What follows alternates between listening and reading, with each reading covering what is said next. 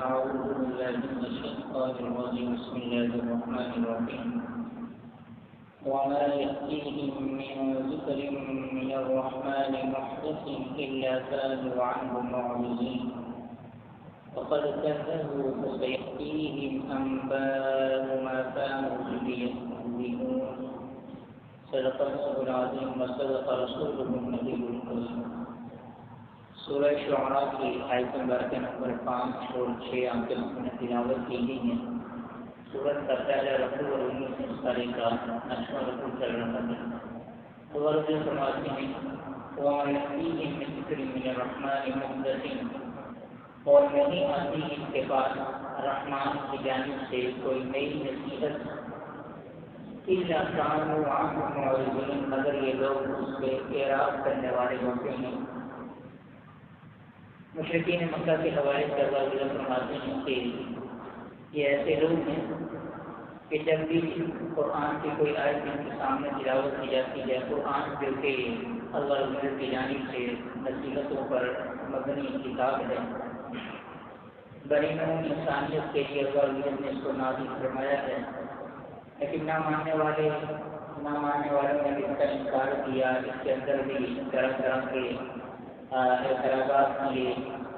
اصل میں ان کی عقلوں کے اندر قصور ہے، انہوں نے قسم کھا رکھی ہے کہ حق بات اگر ہمارے سامنے آ بھی جائے تب بھی ہم انکاری رہیں گے، نہیں مانیں گے۔ اپنے آباء و اجداد کی روایات کو، اپنے آباء و اجداد کے مذہب کو انہوں نے کسی بھی صورت میں نہیں چھوڑا، اگر ان کے سامنے جو ہے وہ نبی کریم صلی اللہ علیہ وسلم نے پوری طرح سے حق بات کو بیان فرما دیا تھا، امام نے حجت فرما دیا تھا۔ اللہ عزت نے آپ صلی اللہ علیہ وسلم کے دست مبارک پر طرح طرح کے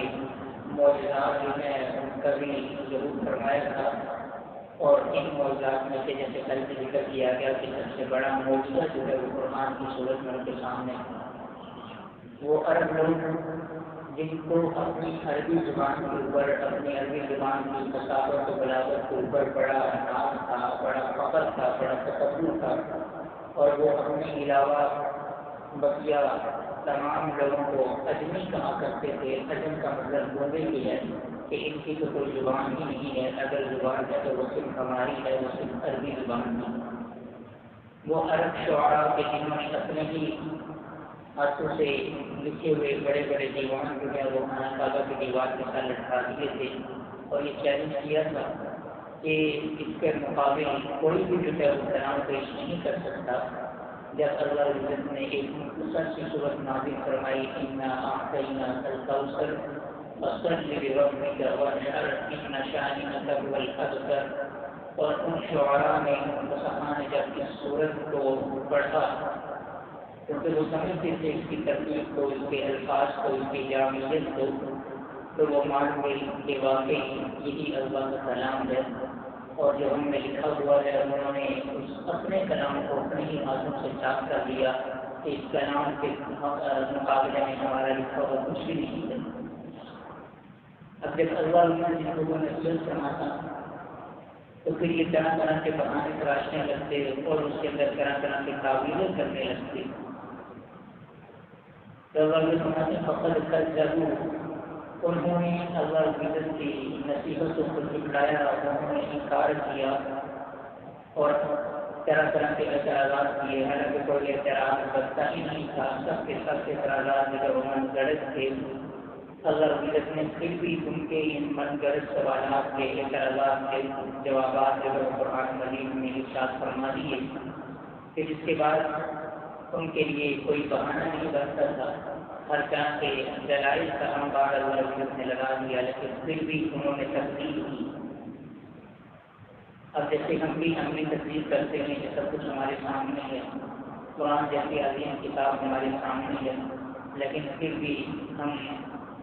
جان بوجھ کر غفلت کا شکار ہو جاتے ہیں، عملوں سے کوس و دور بھاگتے ہیں۔ ہماری نوجوان نسل بالخصوص جو ہے وہ چوکل پلاؤں میں کھڑی اپنا وقت ضائع کرنے کو تیار ہے، پورا وقت جو ہے وہ موبائل کو پوری رات جو ہے وہ دینے کو تیار ہے، لیکن نماز پڑھنے کے لیے تیار نہیں ہے، اپنے والدین کے فرمانبرداری کے لیے جو وہ تیار نہیں ہے۔ بزرگ کاموں کے لیے بڑا وقت ہے، تو یہ بھی تقدیر عمل ہے۔ تو فرمایا فَسَيَأْتِيهِمْ أَنْبَاءُ، ان قریب ان کے پاس ایسی خبریں آئیں گی مَا كَانُوا بِهِ يَسْتَهْزِئُونَ، جن کے حوالے سے یہ مذاق کیا کرتے تھے، یہ اس کو پتہ چل جائے گا۔ اب ان قریب سے مراد قیامت کا دن بھی ہو سکتا ہے کہ قیامت میں ان کی آنکھیں جو ہے وہ کھل جائیں گی، ان کو پتہ چل جائے گا کہ دنیا میں جس چیز کو یہ ٹھکرا ہے تو یہ در حقیقت اپنا ہی نقصان کر رہی ہے۔ آج اللہ نے ہمیں مہلت دی ہے، ہمیں زندگی دی ہے، اس سے پوری طرح سے مستقیم ہوں۔ وہ وقت آئے گا کہ ہمارے پاس ہماری قوتیں نہیں رہیں گی، ہماری جوانی نہیں رہے گی، اور پھر آخر میں ہماری سانسیں رک جائیں گی، ہماری سانسیں باقی نہیں رہیں گی۔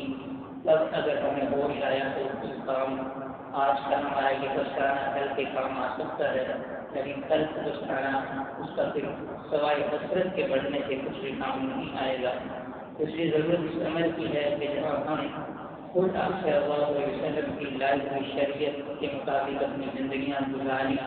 وہاں اپنے گھر کے کا ماحول بھی ایسا بنائیں، ہماری مستورات، ہمارے گھر کے دیگر افراد، ہماری اولادیں، ہماری نوجوان نسل جو ہے وہ شریعت مطالعہ کو اپنا زیور و لباس بنا لیں۔ اور اسی حوالے سے جو ہے وہ کوشش علماء کی جانب سے کی جاتی ہے۔ احادیث کی مجالس ہیں، یہاں جیسے نماز عشاء کے بعد جو ہے وہ تعلیم کا سلسلہ ہوتا ہے، اس میں اعمال کے حوالے سے جو ہے وہ فضائل احادیث کی روشنی میں ذکر کیے جاتے ہیں۔ پھر اسی طرح